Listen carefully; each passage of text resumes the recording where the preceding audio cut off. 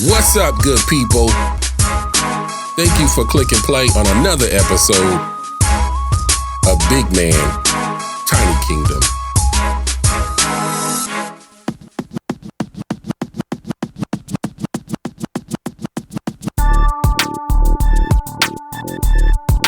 What's going on, good people? It is the month of May, and summer is upon us. I don't know about y'all, but for me, this year is flying. It is moving too fast for me. I got all these plans and goals I want to accomplish, and I'm starting to see some slack on my part.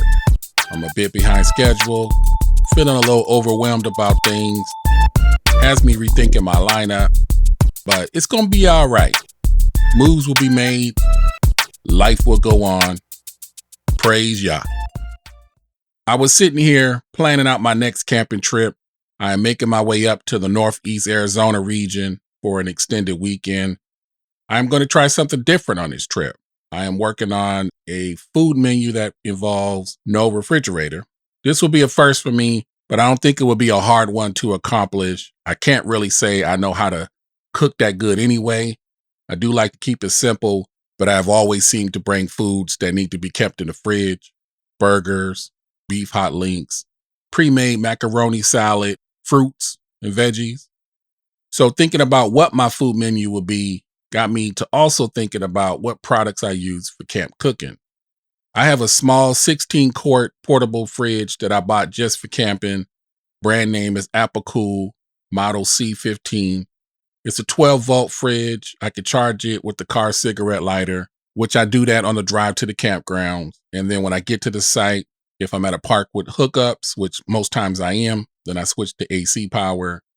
But when I'm not at that type of site, then I use my Jackery 500 and solar panel to power the fridge.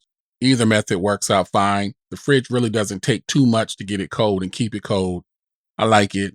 It was a good purchase. Bought it back in early 2020 on Amazon for $140. I've definitely got my money's worth out of it. Still works great. Only thing I don't like about it is that the size of it doesn't allow water bottles to stand up straight. I was thinking about upgrading to a bigger size for that reason, but these 3 years that I've had it, I've been able to get by just fine and suited my needs. So maybe I'll just hold off on buying something new until it decides that it wants to stop working for me. Aside from the fridge I use for cold food items and drinks, I have a very functional setup that I'm using to store my food in when I'm on my camping trip. I purchased for my truck these storage drawers made by a company called Deck. They fit in the full length of my pickup truck bed, so they are deep and wide enough to provide me with plenty of storage space. Aside from using them to store my items, the Deck drawers double as my hard surface platform for my bed. So like I said, it is very functional for me. I love them. They did cost me a few dollars.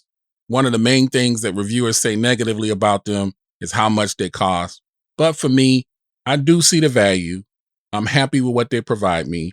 I have close to zero buyer's remorse, which I'll be talking about my full camping setup in my truck on a future episode. So I'll save my pros and cons about them for later. I mention them now because of storing my food. I bought some of these storage bins made by Hefty. They are the perfect size to slide right into the Deck drawers. I have a 40-quart bin, and one of those is usually big enough for all of the food that I bring camping with me. Works out good to bring what I need, keep it organized and out of the way of my open space area. Now, what I'm storing in these bins is really super simple food items, but I do try my best to have a variety of the good stuff mixed in with some of my not so good food. I'm a big dude, and not just because I naturally am. I ain't gonna front. Fat boy likes to eat.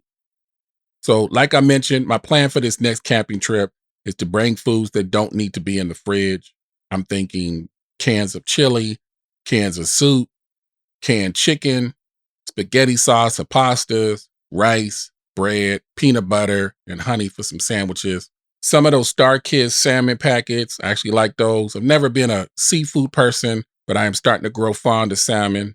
I ain't been able to figure out how to cook it right myself yet, but I have found this restaurant called Flower Child that I really love how the taste of their salmon is.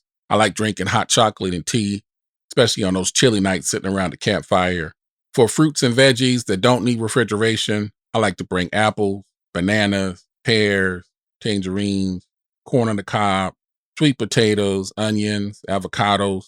And I ain't going to be here acting like I don't do my junk food snacks. Chips, cookies, candies. There are more than enough options for foods that don't need a fridge. I really want to get more in depth on this because I don't want to be the type of person that relies on the fridge.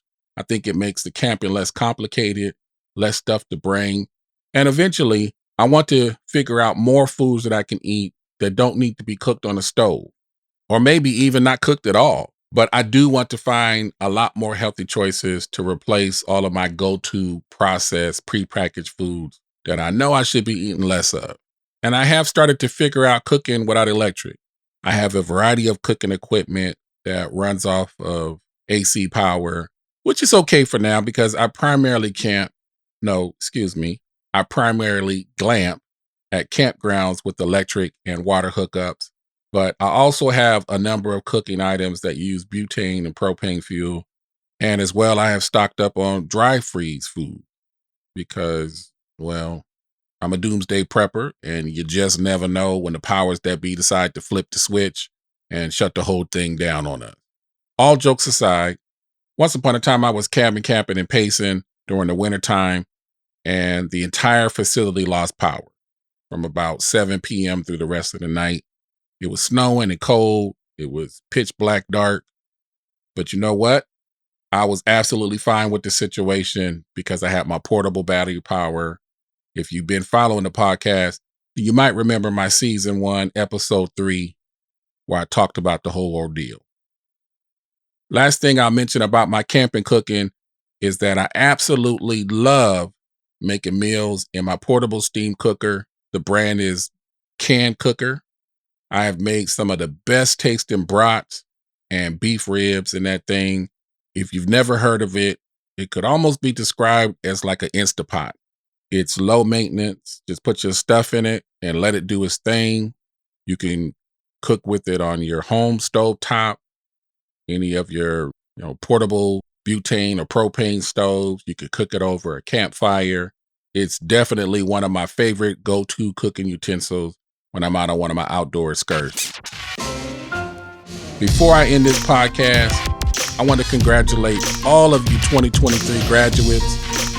Whether you're moving on to gain more education or preparing to enter into this wonderful, crazy life of full-time adulting and 9-to-5 in it, whatever you choose to do next, go out there and do your thing real big.